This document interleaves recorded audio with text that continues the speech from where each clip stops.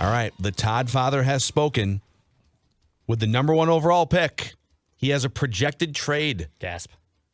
The Indianapolis Colts secure their quarterback by taking Bryce Young with the number 1 overall pick. Okay. He guesses the package would include something like the number 4, so you're swapping the 1 and the 4, a second rounder, a 5th rounder, and maybe even a 2024 first round selection.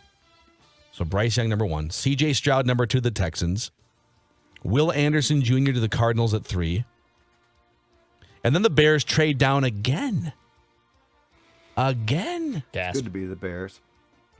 So the Bears now scoop up a few extra picks and slide down to 7, and the Raiders draft Anthony Richardson with the number 4. Okay, this is pretty genius. I like where you're going here. Todd. Todd, you're good. Doing a good job. And then the Seahawks take Tyree Wilson. We're going to skip around here. The Bears wind up with that Northwestern offensive tackle guy, Peter Skoronski. Falcons take Nolan Smith, the edge rusher. That's about as high as we've seen him, 8. Will Levis then goes 9 to the Panthers. So there's your 4 quarterbacks in the first 9 picks. Bijan Robinson to the Eagles at 10. Whoa. Woof. He's all over the map. I've seen him everywhere. Jalen Carter falling all the way to 12 to the Texans. Oh boy. Todd says, I'll start by stressing that Carter's draft range is an unknown right now because of all the arrest stuff that happened. Yeah. All right, Quentin Johnston, first receiver to the Patriots at 14. Bunch of cornerbacks going here. More cornerbacks going here. Jordan Addison to the Chargers at 21. Jackson Smith-Njigba to the Ravens at 22. And that brings us to the Vikings with the 23rd overall pick. Select Deonte Banks, cornerback, Maryland. And he starts off the write-up by saying, okay, Mel, I'm sold on Banks. I got your Ravens a wide receiver and then popped your Maryland guy into the top 25, so no complaints on the mock draft special on Tuesday night, please. Banks was really impressive in Indianapolis. I think he ran a sub 4.440. Yeah, he ran a 4.3540 and was off the charts in some of the other testing. Top 3 in the broad jump, top 3 in the vert. And while he had just 1 pick last season, he did break up 10 passes and limit opponents to 4.6 yards per attempt. Banks is an explosive player. There you go. Deonte Banks. I think Deonte Banks is the single most mocked player to the Vikings that we have in like the 22 different mocks that we've done so far. Seems too safe. Seems too... I don't know if he gets there. That's interesting. You know, just quickly on Jalen Carter. If you think he is a good player, like if he was a top 5 pick, which he appeared to be until this whole thing, okay? He made a huge mistake. But he was drag racing another, and unfortunately she passed away, so it's awful. But they were drag racing, which is beyond stupid. But they're kids. She paid the ultimate price, which is awful. But I don't know. I mean, he's charged with, I think, 2 misdemeanors, so he's not going to do time. I don't think this drops him as far as folks think now. Unless you do background work that proves he's just a bad person. I mean, this is a monumental, stupid mistake, and he's certainly going to pay a price for it. But I'm not sure I'm buying. This seems very 1996-ish. Well, we're hearing bad things, so like if you do your due diligence on him and find out he made a massive mistake, but otherwise has been a good kid, I don't think it drops him as far as these people are projecting him to drop. Do you? I doubt if he falls to 12 unless we find out more information just about his judgment and whatnot, but it is a huge lapse in judgment. This happened it happens anytime it's a lapse in judgment. Right. It happened like a month before the combine. Yep, I agree. What are you doing?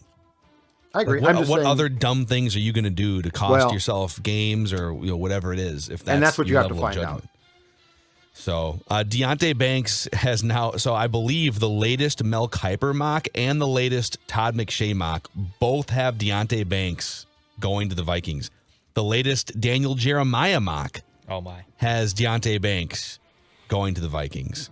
So that's and the latest Athletic mock has Deonte Banks going to the Vikings. So that's a very, in Indianapolis. That was cooking That's what's cooking in Indianapolis. on the grill. Dynamite drop in. That broadcast school Yeah, really paying off see? for you. I told you. All my year in college helped a lot, Phil. If you guys want here, I received a message yesterday from a listener here, Jaden Andrew, said, I have a pecking order idea for you guys. He said, big fan of Purple Daily and Score North. I have a pecking order topic for you guys to do sometime. Top 5 most important players in the history of Minnesota sports.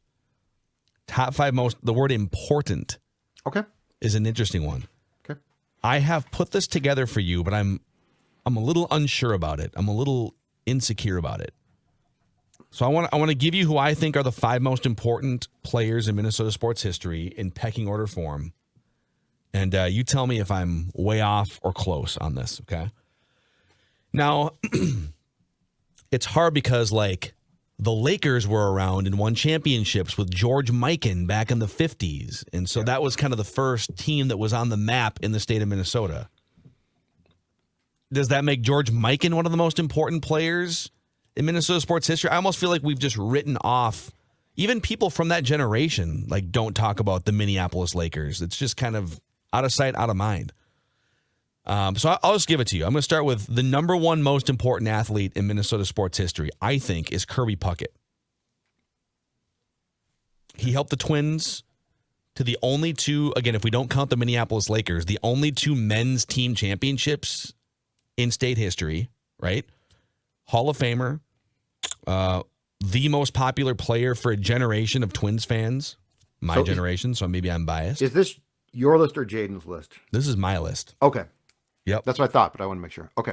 So I think Kirby Puckett is the most important player in Minnesota sports history. He was the centerpiece of the 2 men's championships, unless you count the Minneapolis Lakers, in this town. Okay. He helped take Twins baseball to completely new heights, introduce it to a new fan base, and died way too early, all right? Fran Tarkenton. These next 4 are in no particular order. Fran Tarkenton. Okay. He was the first great Vikings quarterback, and I believe he was the first Vikings player, like long-term Vikings player, to be inducted into the Pro Football Hall of Fame in the mid-1980s. Alan Page is on my pecking order of most important Vikings players. He was the best player on those 4 Super Bowl teams, the centerpiece of the Purple People Eaters defense. And unlike Fran Tarkenton, he actually played in all 4 of the Vikings Super Bowl losses. So Tarkenton on the offensive side, Alan Page on the defensive side. Randy Moss is the 4th guy.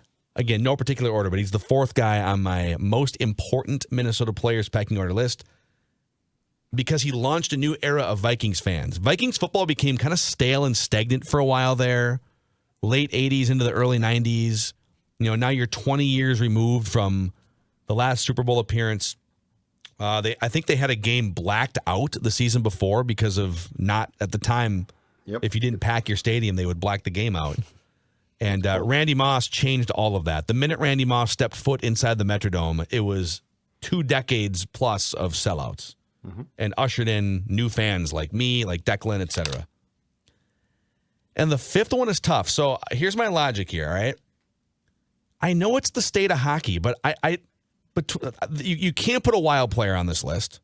Most important athletes in Minnesota sports history, I don't think you can put a wild player on this list. And when you start to go through the North Stars players,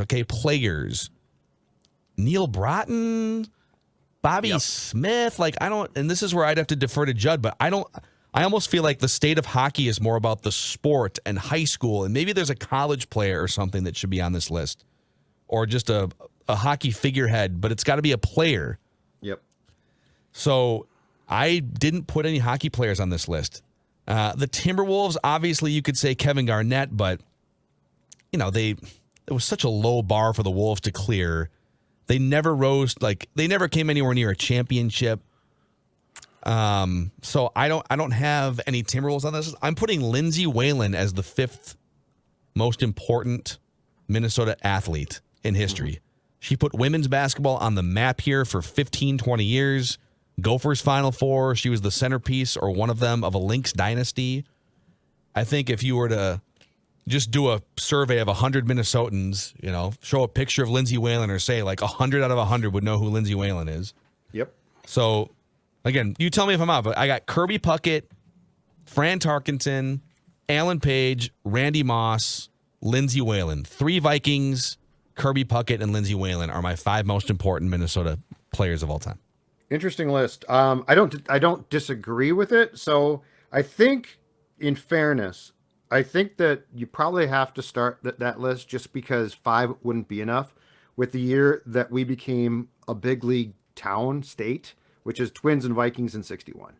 Because before that, you've got George Mikan, Bronco Nagurski, John Mayasich. Like, we could go through a litany of very important athletes who are now, for the most part, forgotten. Paul Giel was an unbelievable athlete and eventually the AD.